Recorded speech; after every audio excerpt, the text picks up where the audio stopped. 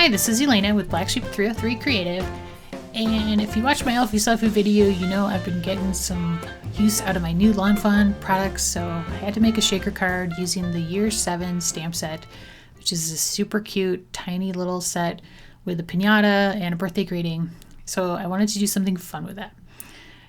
So I'm taking my greeting now and I'm using my Misty to position it exactly where I want it. I'm going to stamp it first on a Post-it note to make sure the positioning is okay. I do just move the smash just a little bit, and then I stamp it right on the front. And then there's this one stamp that has 3 pieces of candy on it, and I wanted to make my background all different colors. So I wanted to stamp each piece of candy, and then there is another stamp for a piece of confetti. I wanted to do each one of those in a different color, so it was a lot easier to do that once I separated them out into 3 separate stamps. So that's why I cut them apart. And initially I thought I would use my Misty to stamp these because it was important that I get a good image, since this was going on the front of the card. And so I arranged them on the Misty, and then I would stamp them down, and then I could stamp them again if I needed to, and that did happen a couple times. And it was fairly easy to ink them up separately in different colors, not too big a deal. So that was my plan for the entire card, was to use the Misty to position each one and ink them up separately and go from there. And as you'll see here, I'm kind of stamping off onto a Post-it note because the ink I'm using is Ranger dye ink, and I really like these stamp pads for colored stamping. I think the color is beautiful. It stamps a really crisp image. However, it does stain your stamps, and there is some color transfer. Like, even if you clean them off, there can be color transfer with the darker colors. So things like purple, red, and blue really stay on your stamp. So you wind up having to stamp them off several times between colors to make sure they're clean before you go to the next color. And even when I go to the next color, especially if it's a light color like green or yellow, I wind up stamping it on some scratch paper several times first to make sure that it has cleaned itself off. So there's a little bit of extra work involved with this dye ink. However, with that said, I think it's great. It stamps a really crisp, bright image, and so that's why I like it, and I'm willing to go that extra mile.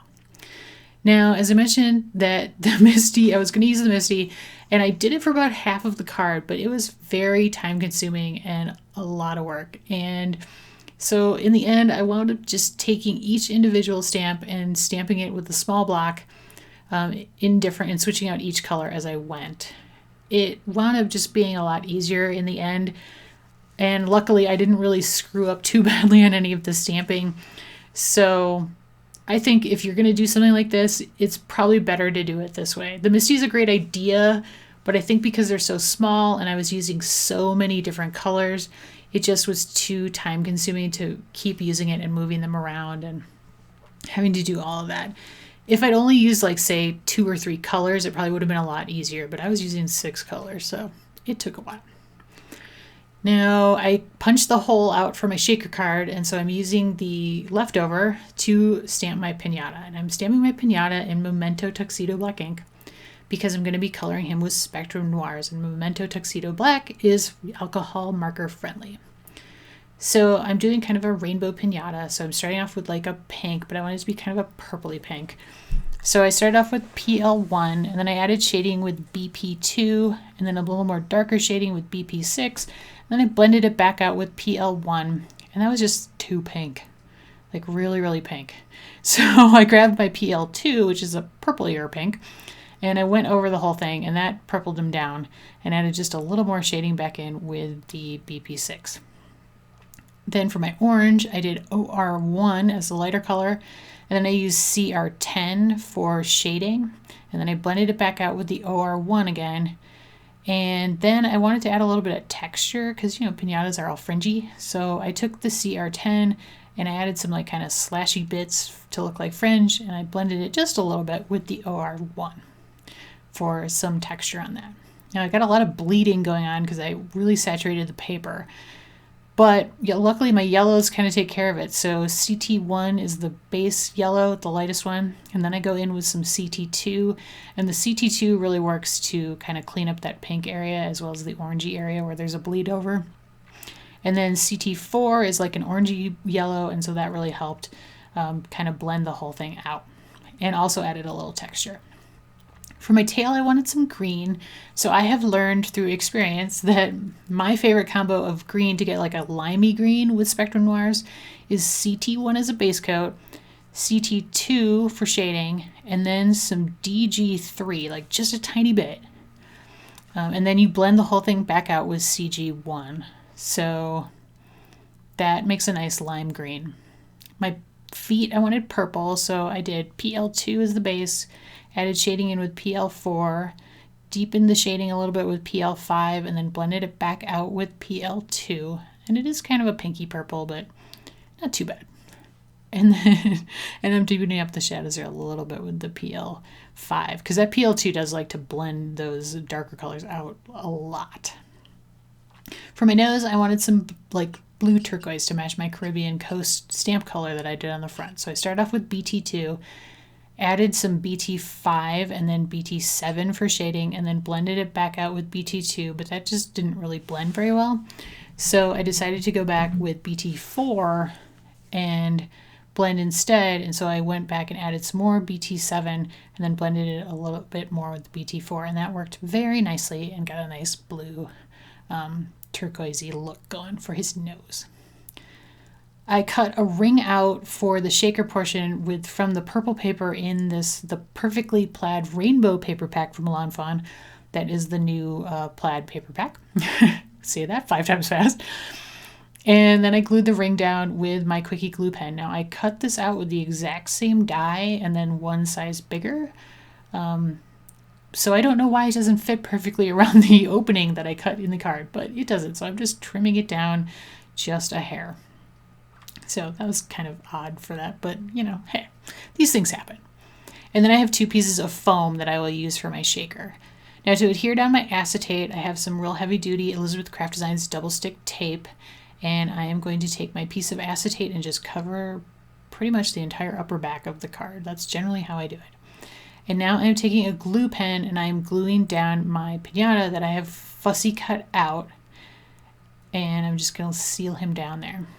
And now I'm going to take some Ranger Multimedia Matte Adhesive. This is a little bit tricky to do with liquid glue, but I like liquid glue for this, so it can get on the acetate, so it's something to be aware of if you are using liquid glue to adhere your shaker portion down. And now I've added 2 layers of foam tape all the way around to even out that back panel, and now I'm kind of throwing in my assorted sequin mix that I just put together from random sequins that I had. They're all colors that match the colors I used on the front, plus a little bit of silver and gold thrown in there as well. And I wanted a fair amount, so there's plenty in there, really, to get a nice, good, shakery action going. And then I have another white piece of paper to cover the back of that circle. I just like doing it separately, don't ask me why. But again, I'm going to use the Ranger Multimedia Matte Adhesive to seal this down. I just like this glue for this because it's really, really, really heavy duty and strong. So that's why I use liquid glue. I know it's a little weird, but that's my method.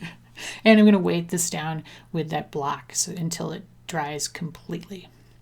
Now I have cut a mat using that same Perfectly Plaid Rainbow paper in the blue color, and I've adhered it onto a white card base. And now I'm going to adhere the entire front panel down to that card base. Now the card is a weird size. It is 6 inches by 4 3/4.